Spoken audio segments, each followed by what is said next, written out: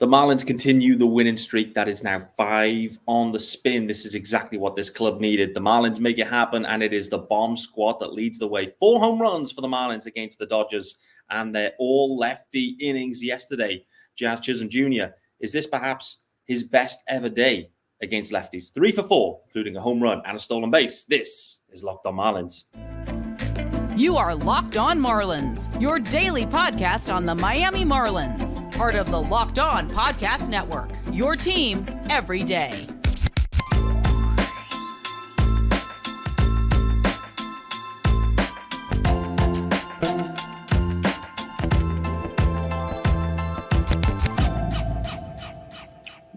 Greetings from England and welcome to Locked On Marlins. This, of course, is your daily Marlins podcast. I'm your host, Peter Pratt.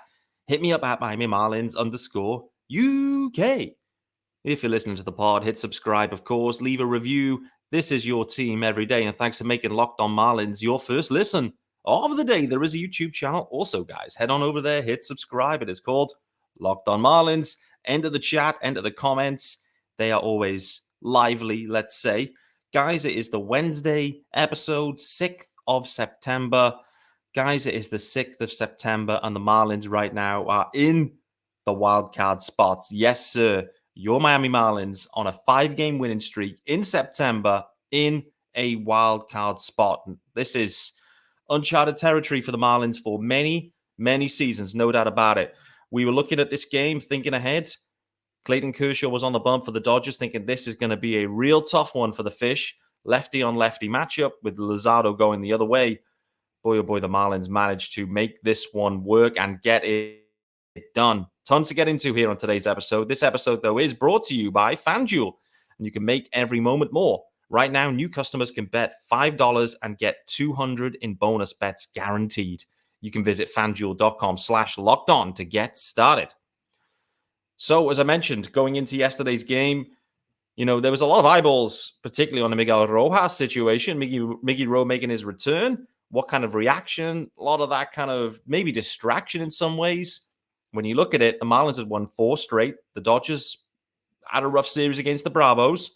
There's a lot of off-the-field stuff happening for the Dodgers right now. It felt like a great time to play them.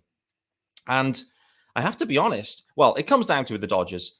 If you can keep the top of the order relatively quiet, you give yourselves a chance. And then it's all down to what kind of Marlins offense is going to turn up on the day. Spoken about it in this pod a few times that, listen, this offense can explode, and it's got a different type of look and feel and balance to it now. Soler's still around, clearly. It was used to be Uriah Soler. Now you've got Berger and Bell and a healthy Jazz back. This is a different lineup. Also, it is September. Remember, it is September. And do you remember? Are they the lyrics? I'm not even sure. I've not sung or tried to sing on this podcast ever before, so I might have to edit that bad boy out. I don't know, but I'm going off on a tangent already. But just as a slight bit of insight here, this is episode 301 on YouTube for Locked On Marlins. If I knew how to put sound effects on it right now, I'd enter some, standing ovation type effects. I don't know how to do that, but just some insight. I have not edited any single episode in 301. So I'm not going to be editing anything out on this bad boy, just to call it out. Where was I going with that? I don't even know where I was going with that, but I've completely lost my trail of thought now as well. Oh boy, I wish I had edited this one now. Anyway, let's get back to it. The Marlins, they make it work. The offense has come alive. They are coming alive. The offense looks completely different, which is great. And it is also including September de la Cruz. That's where I was going. I was talking about, do you remember back in September was kind of where I was going. Oh man, we're 4 minutes in. I've completely botched this episode, but we're gonna embrace it. You're gonna embrace it because the Marlins are on a winning streak. Everyone's tuning in. Everyone wants to get hyped. The bandwagon's filling back up. No problem about it, guys. Let's get this bandwagon full. And listen, yesterday's game was pretty much exactly what your 2023 Marlins are all about. They're all about a young stud on the mound doing his thing against one of the best offenses in baseball. They're all about handing it over to the pen with lefty upon lefty upon lefty. Lefties all over the show for the Marlins. AJ Puck, Another home run give up for Puck, but Nardi and Scott, they get it done. On the Marlins side, the offense propelled by 2 deadline acquisitions, plus Jazz, plus September Brian De La Cruz. Like, that's what we're looking for right now. I mean, Arias with a hit, Soler back, 2 walks for Soler. I mean, there was a loud out early on for Soler. I thought he actually, in the first inning, I thought he took him deep.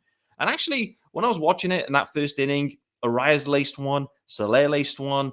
And I was thinking, boy, oh boy, Kershaw, like he's leaving something here. Like, you could get at him. The Marlins didn't quite find a way to fully blow Kershaw up and blow him out of there, but I don't think it was Kershaw's best day. I don't think he had his best stuff. And great for the Marlins. 5 in a row, like I mentioned, propelled by the bomb squad. We'll talk about those guys, but I did want to talk about Miguel Rojas as well. It was his first day back, first game back, anyway, in Lone Depot.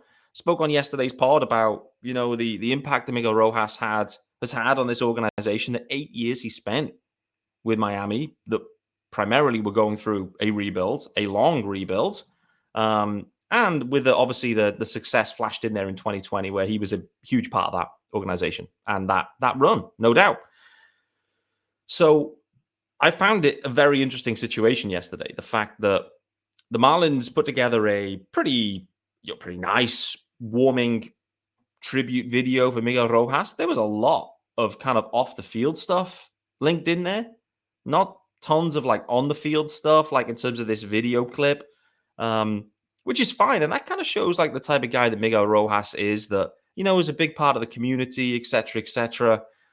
And fundamentally on the field, like defensively he was good, but like, let's be honest, like he's a below average dude. He's a utility guy.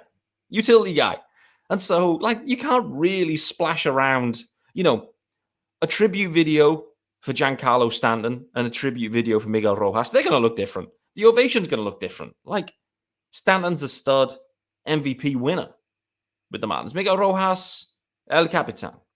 He got the kudos associated with that. He tried.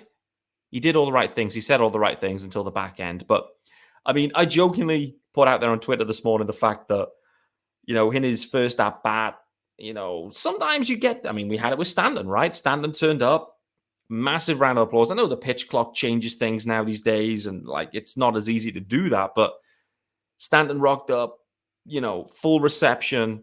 He's there, stood at home plate, cap off, hat off, signaling in the crowd. Everyone stood up applauding one of the greats. And, the reality is Miggy got a video. He got to raise his cap. He had a nice round of applause, but it wasn't the same.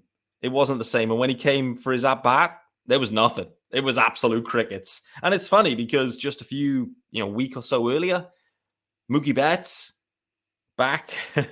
Mookie Betts back with the Red Sox. Miguel Rojas would have seen this right up close and personal, the type of reception that Mookie Betts got going back to Boston. And, it was emotional. It was loud. It was great. It was a great scene.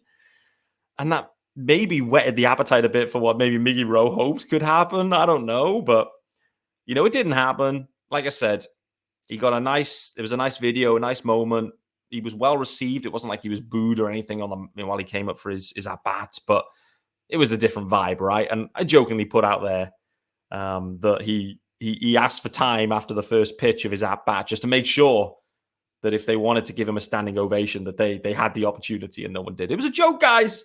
For those on Twitter, it was a joke. I am joking. Miggy Rowe, he got what he deserved, and he got a nice tribute video from the Marlins. There we go. I want to talk about Jazz Chisholm Jr. though, and I want to talk about the lefties in general because it was lefties galore on the mound yesterday.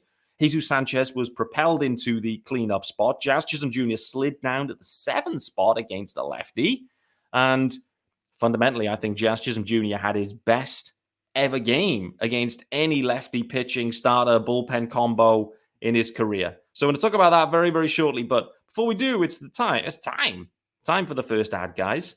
And it's our good friends over at LinkedIn Sales. Yes, sir. Get those LinkedIn sales. And are you struggling to close deals? Cold outreach is wasting the time of both the buyer and the seller at every stage, especially when sellers are using shallow and outdated data. Your data? Is it data in the US? Let me know. I think data, I don't know. Anyway, your organization can overcome these challenges with technology that translates comprehensive, high-quality buyer data into real-time insights. These deeper insights empower sales reps and teams to adopt the habits of top performers, which leads to better outcomes, like more pipeline, higher win rates, and larger deals. Yes, sir, bigger is better, particularly in sales deals. We call this deep sales, and we've built the first deep sales platform within the next gen of LinkedIn Sales Navigator. Right now, you can try LinkedIn Sales Navigator and get a 60-day free trial at linkedin.com/locked-on. That is linkedin.com/locked-on for a 60-day free trial. Let LinkedIn Sales Navigator help you sell like a superstar today. All right, guys, thanks for joining me, Peter Pratt, on Wednesday's episode, the 6th of September of Locked On Marlins. The Marlins are on a 5-game win streak. They are back in the wildcard picture. No doubt about it. Fangraphs thinks that they are the favorite for the number 3 spot outside of the Phillies and the Cubs. Boy, oh boy. Don't say that too loudly. Miggy Rowe returned and had a nice ovation. Had a decent enough game too, to be fair. It wasn't quite the standing ovation, but let's move on from that one. The Marlins offense propelled them to this one. And I must say, Berger continues to just be an absolute stud. We talked about Berger a lot on this podcast, rightly so, but he has been just playing out of his mind. And he started to add the home run power, particularly at Lone Depot, which is great to see. He'd hit all of his home runs previously on the road. This one yesterday was a laser. Just a laser that just blasted into the Marlins bullpen, nearly took, I don't know, George Soriano's head off, whoever it might have been. It was like a low, flat zinger. Love to see it. But Josh Bell was the one that really caught my eye. Talk about Jazz later that caught everyone's eye. But Josh Bell, 2-run blast from Josh Bell. And I must say, it was off Clayton Kershaw, but I must say, that is as hyped as I've seen Josh Bell rounding the bases for the Marlins and maybe in his career. I don't know. I've not seen every Josh Bell homer. But his reaction, his speed, everything about it around the bases, Josh Bell was loving it. And I'm going to put this out there right now. Josh Bell is loving his time in Miami. He's a big part of this. It feels like he's kind of arrived in Miami, and it feels like he's involved in everything. He's doing loads of like post-game media stuff. Like he's one of the vets, and people are looking up to him, and he's performing. I do wonder, I don't know the situation in Cleveland, but I do wonder if the situation was maybe different for him there. Maybe he's landed in Miami, and he's got some guys, around looking for help, for guidance, and he's really looking to offer that kind of role. Anyway, long-winded way of saying, I'm going to put this out there right now that Josh Bell, irrespective of how this year goes, and thus far it's been great in Miami, there is no way he's opting out of $16.5 million. I'm telling you right now that Josh Bell wants to be in Miami, and he's going to want to be in Miami maybe because they make the postseason in 23. Equally, there's $16.5 million available for him to stay in Miami, and I think he will take it. I think it's 95% certain that he stays. The 5%, who knows? We'll see how things go. But for me, Josh Bell, he's enjoying his time. He's a big part of the clubhouse. A lot of this clubhouse is going to be back next year too. A lot of this club is in general. Like there's a few guys that are going to be moving, some for the better, some for the worse. But anyway, there is some guys going to be exiting, but a lot of the core remains.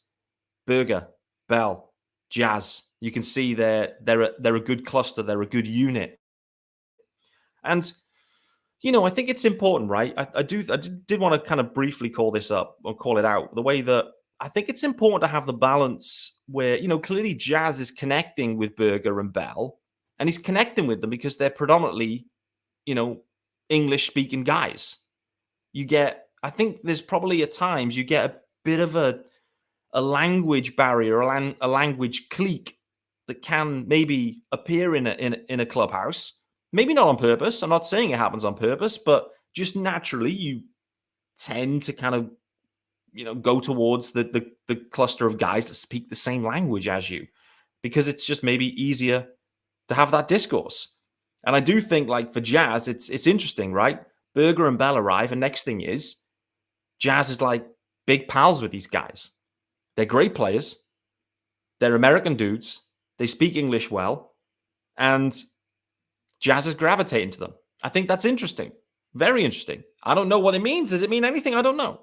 But I'm just saying what I'm seeing.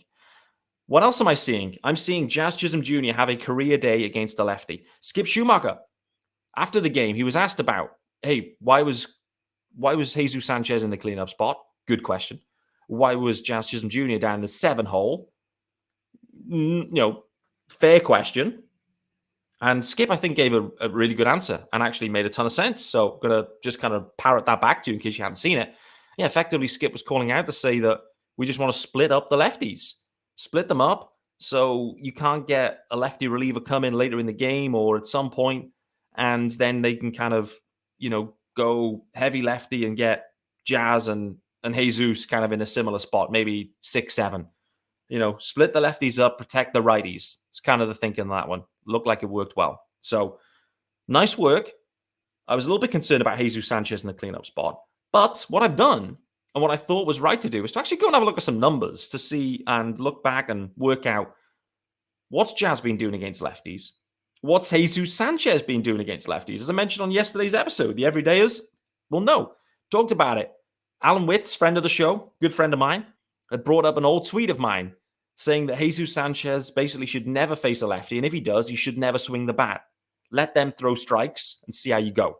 And I think it's right to revisit the numbers and work out, has anything changed? Because one thing it's fair to say is, this year, to the eyeballs and the general feeling and consensus, is that from a Marlins hitting perspective, there's been adjustments. Guys are making adjustments. Things are clicking into place for them, and they're getting better. Some of those obvious weaknesses are being worked on. Surprise, surprise. And it's working. And so it's right for us to look at Jesus Sanchez also in that, and equally look at Jazz and work out how he's progressing. Because again, Skip Schumacher talking about it, saying how much Jazz is actively working on being able to hit lefties, being able to improve his game against lefties. And fundamentally, Jazz wants to be the best player in the game. No doubt about it. That's what Jazz wants to be. He wants to be the best player in the game. He wants to win MVPs, gold gloves, platinum sticks. He's done covers. Covers are dead to him now. He's looking for MVPs. He's looking for hardware and a bit of World Series ring action. But if that is to come, if Jazz is looking to truly realize his potential, he has to hit lefties at least at a slightly above league average clip. So we're going to look at what he's been doing thus far, what progression there is, and equally what still needs to be worked on. We're also going to do the same with Jesus Sanchez. But before we do that, guys, it's our second ad of the day, and it's our good friends over at FanDuel. Boy, oh boy, you want to get in on this one, guys, I must say, because, listen, NFL season is right upon us, no doubt about it. And you can get ready for the NFL season with incredible offers from FanDuel. It's America's #1 sportsbook. Right now, new customers, if you are a new customer to FanDuel, really prick your ears up at this point. You can bet $5 and get $200 in bonus bets, guaranteed. $200 in bonus bets guaranteed just for a $5 bet. Unbelievable. Plus, all customers, that is all customers, not just new, but all customers who bet $5 will get $100 off the NFL Sunday ticket from YouTube and YouTube TV. Now is the best time to join FanDuel. The app is easy to use, and you can bet on everything from spreads, player props, and more. So all you have to do, you visit FanDuel.com/lockedon and kick off the NFL season with an offer you won't want to miss. FanDuel, official partner of the NFL. All right, guys, thanks for joining me, Peter Pratt, on Locked On Marlins. It is the Wednesday episode, and we are spending some time looking at lefty on lefty crimes. Jazz Chisholm Jr. with a 3-for-4 day, including a home run and a stolen base. Jesus Sanchez in the cleanup spot was okay. Luis Arias also, got to call it out. He's a lefty, so got to mention it. I think he had one hit. Fine. All the eyeballs on Jazz. Right then, guys. So let's talk about some numbers. As you know, this is not my strong suit. Sean Barrett, don't worry, he will be back soon. He's not been feeling great. He's doing okay. He's been at a wedding as well yesterday. I have yet to hear the feedback on how the wedding went. That may be an interesting sign. He did say There was a few bridesmaids knocking around. We'll wait to see on that one. We'll look forward to digging into that one. Locked on bridesmaids very soon. Nevertheless, Jazz Chisholm Jr. hitting in the 7 hole yesterday. As I mentioned, Skip wanted to space out those lefties. Makes a ton of sense. When I looked, it was the first time the Jazz has hit in the 7 hole in 2023. And based on what we saw, 3 for 4 home run and a stolen bag. Pretty successful in the 7 hole for those that are all into lineups. Like I've already mentioned, if Jazz are going to take things to the next level, he has to find a way to improve his hitting versus lefties, no doubt about it. From a righty perspective, when he's matching up against righties, which, is the most, predominantly that's who he's facing right-handed pitching. In 2023, he's hitting 284 against righties. He's got an 850 OPS and a 127 WRC+. Jazz Chisholm Jr. is a well above average hitter against righties. Luckily, that's what he's facing most of the time. And he plays elite center field defense. And in my opinion, he could play elite defense in any position. Jazz Chisholm is a well above average player. He's an all-star level player, particularly against right-handed pitching. So, what about the lefties? What are we seeing? Lefties, 2023. Jazz is now hitting 161. He's got a 470 OPS plus. 470. It's almost half. 850 OPS against righties. Did I say OPS plus? I said that wrong. Okay. Against lefties, Jazz is hitting 161. He's also got a 470 OPS. He's got an 850 OPS against righties. He's got a WRC plus of 26. It's a 127 WRC plus against righties and a 26 WRC plus against lefties. Jazz is not good against lefties. He's not. And from Jazz's perspective and what Skip's talking about is Jazz is working on it hard. Working on it real hard. So I wanted to kind of dig in a touch more. Like, it's all well and good giving you the kind of top level numbers and but I did want to look and try and work out, like, what's kind of going wrong. Is it the strikeout? Anyway, let's get into the numbers. So the first thing that did catch me off guard, this really caught me off guard when I looked at it, is that you always think maybe it's going to be the strikeout, right? Like Jazz getting struck out against lefties. Like, it kind of makes sense. They're all trying to dot that corner, and often the ump gives you a ton of space out there too, and Jazz is complaining. Anyway, Jazz, he's striking out 24% of the time against lefties. Not too bad. Not too bad for like a power hitter. It's fine. What stunned me was Jazz is striking out 31% of the time against righties. That absolutely stunned me. He's striking out more against righties than lefties. Make that make sense? I don't know. When we were looking at 2022, so went back a year, I was like, has this been a common trend? Reverse split, so to speak? Reverse Ks? It was a pretty even split in 2022. So it was 27% K rate against righties, and it was a 28% K rate against lefties. So fundamentally, his strikeout percentage has come down a bit against lefties, and it's gone up against righties, albeit, as I've already mentioned, his production and his numbers against righties is above average, and lefties are way below average. So what is it then? What's happening? If he's not striking out a crazy amount, like, what is going on with Jazz against lefties and why? And as I scrolled and had a look at this, I was thinking, I know what I'm going to see now. I know it, because when you think about it and you kind of remember, like, what happens, what's the game situations you can remember with Jazz, it's just a ton of ground balls. Against lefties, and that is exactly what we've seen. But this is just wild. When I clicked in, Jazz against lefties in 23 has a 69% ground ball rate. 69% ground ball rate. That is a way too high. He is just hammering it into the ground. He beats the odd one out with his legs. We saw that last night. He's got a 40% ground ball rate against righties. So there's a big disparity there. And as we saw yesterday, and we saw it with an exclamation mark, maybe two of them, Jazz needs to get the ball in the air against lefties big time. And we saw that with aplomb yesterday.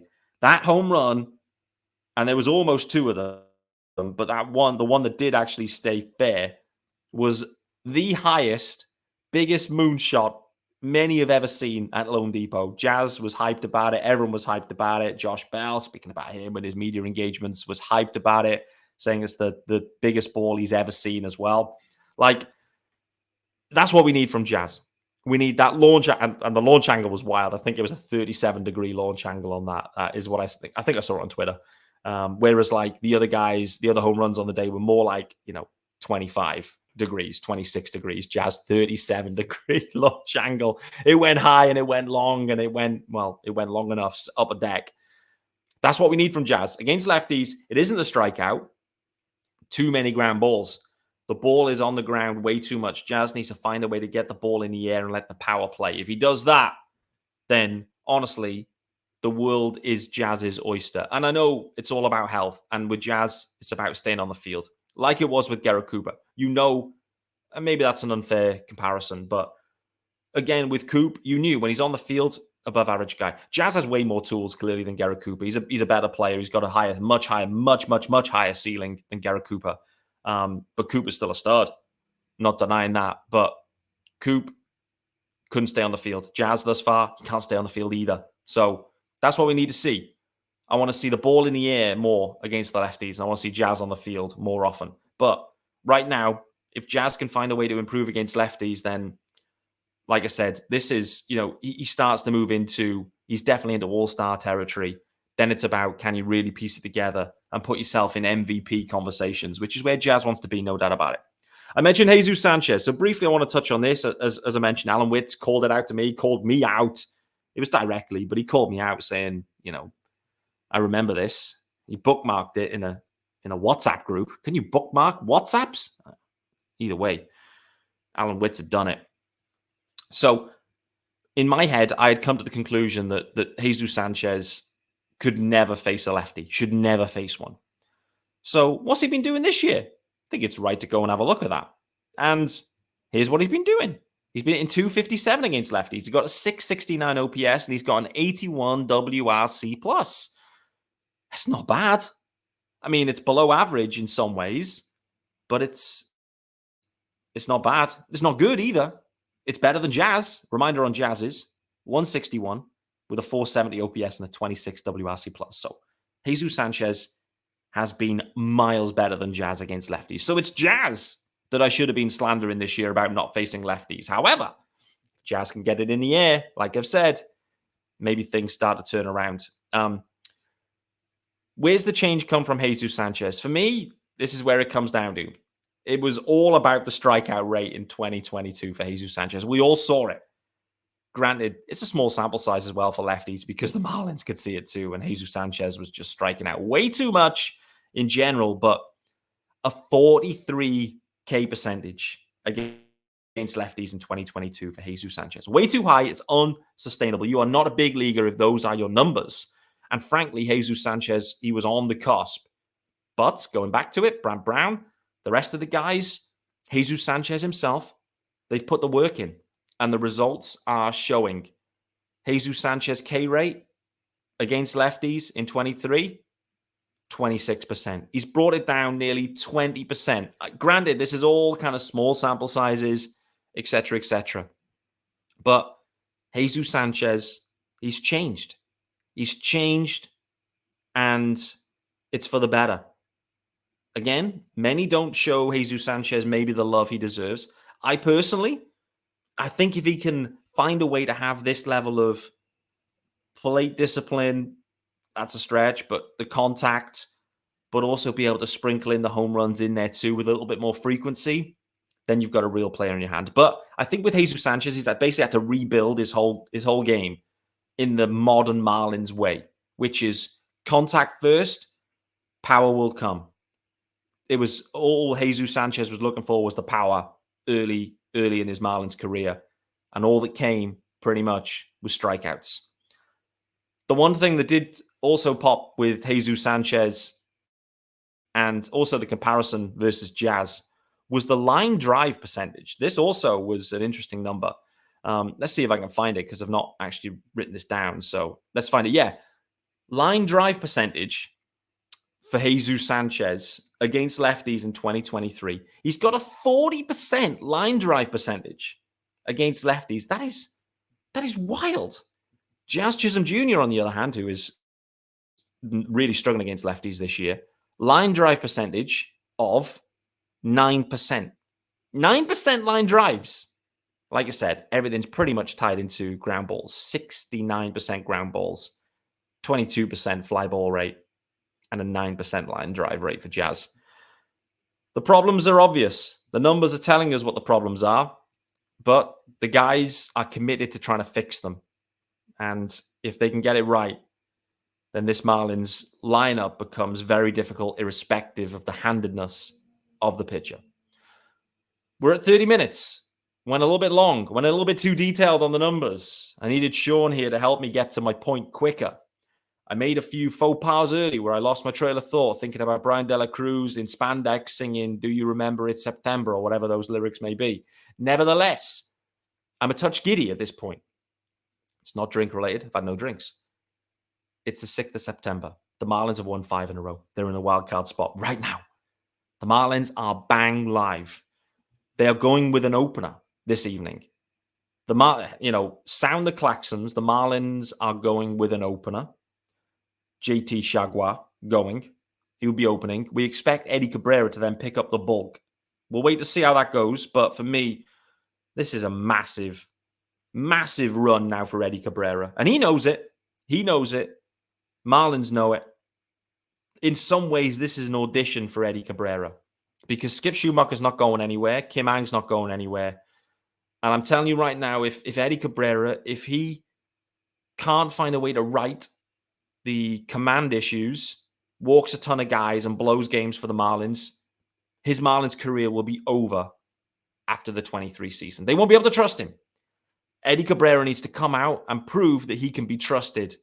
And there's no bigger test than the LA Dodgers. Lance Lynn going for the Dodgers. We've seen what some of these traded starting pitchers have done in new clubs. It's been up and down, it's fair to say. Did you see, by the way, Lucas Giolito's line for the Guardians the other day? Boy, oh boy, did the Marlins dodge a bullet with that one? Maybe they did. But Lance Lynn, he's had a great start to his Dodgers career. His last outing was rough against the Bravos.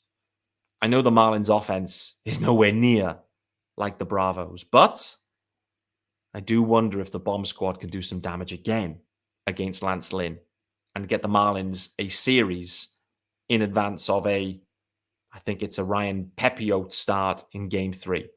The Marlins looking to go 6 in a row. Eddie Cabrera in the bullpen looking to do it. The offense is alive. The Marlins are making me feel alive. I hope they're making you feel alive.